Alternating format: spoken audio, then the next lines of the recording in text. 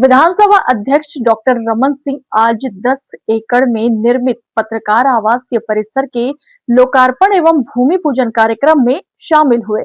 नमस्कार, आप देख रहे हैं खबर आलोक। मैं हूं आपके साथ नबीला काजी। विधानसभा अध्यक्ष डॉक्टर रमन सिंह ने 3,79,91,000 रुपए की लागत से पत्रकार आवासीय परिसर का लोकार्पण किया। परिसर में 49 लाख रुपए की लागत से पानी टंकी, सबवेल एवं पाइपलाइन विस्तार कार्य के लिए भूमि पूजन किया।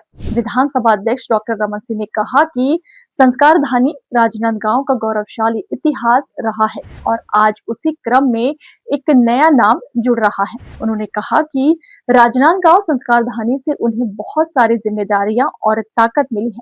विधानसभा अध्यक्ष डॉक्टर सिंह ने कहा कि राजनांदगांव के पत्रकारों की मेहनत, परिश्रम और एकजुटता से पत्रकार कॉलोनी का निर्माण किया गया है। उन्होंने कहा कि व्यक्ति के जीवन की सबसे बड़ी उपलब्धि उसका मकान होता है। 140 पत्रकारों को अपना आवास मिलेगा। यहाँ रानी सूर्यमुखी देवी के नाम से आवासीय परिसर होगा। उन्होंने सभी को पत्रकार कॉलोनी के लिए हार्दिक बधाई एवं शुभकामनाएं दी। विधानसभा अध्यक्ष डॉक्टर रमन सिंह ने 2 हाई मास्ट लाइट एवं 1 सड़क के निर्माण कराने की बात कही है। राजनांदगांव के पत्रकारों ने एकजुटता का परिचय देते हुए छत्तीसगढ़ में एक उदाहरण प्रस्तुत किया है। एक साथ रहकर जीवन संवार सकते हैं। यहाँ पानी, बिजली सहित अन्य सुविधाएं बहुत अच्छी है। औद्योगिक प्रतिष्ठान एबीज के प्रमुख एवं समाज सेवी बहादुर अली ने कहा कि आज का दिन खुशी का दिन है।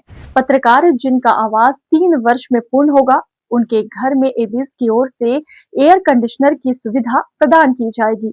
उन्होंने कहा कि अब पत्रकारिता के संबंध पारिवारिक संबंधों में बदल जाएंगे। प्रेस क्लब के अध्यक्ष सचिन अग्रहरी ने कहा कि संस्कारधानी में एक नया अध्याय जुड़ा है, जहां सभी के सहयोग से कलम के पुजारियों को एक ही परिसर में अपने एवं अपने परिवार के लिए जीवन भर के सपने को साकार करने का सौभाग्य प्राप्त हो रहा है। प्रेस क्लब हाउसिंग सोसाइटी के अध्यक्ष मिथिलेश देवांगन ने कहा कि पत्रकार आवासीय परिसर लोकार्पण एवं भूमि पूजन कार्यक्रम के अविस्मरणीय पलों के सभी साक्षी बने हैं। पानी, बिजली एवं अन्य सुविधाओं को ध्यान में रखते हुए तेजी से कार्य किया जा रहा है और 6 महीने में कॉलोनी पूरी तरह से विकसित हो जाएगी।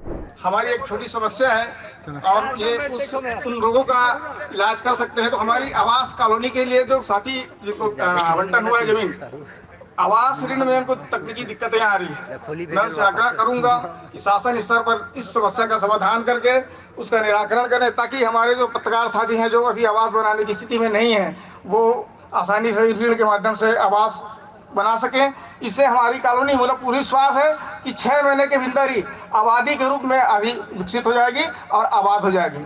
इसी के साथ धन्यवाद। अतिथिगण, साहित्य, संस्कृति एवं कला की त्रिवेणी व संस्कारधानी में आज एक नया अध्याय जुड़ने जा रहा है।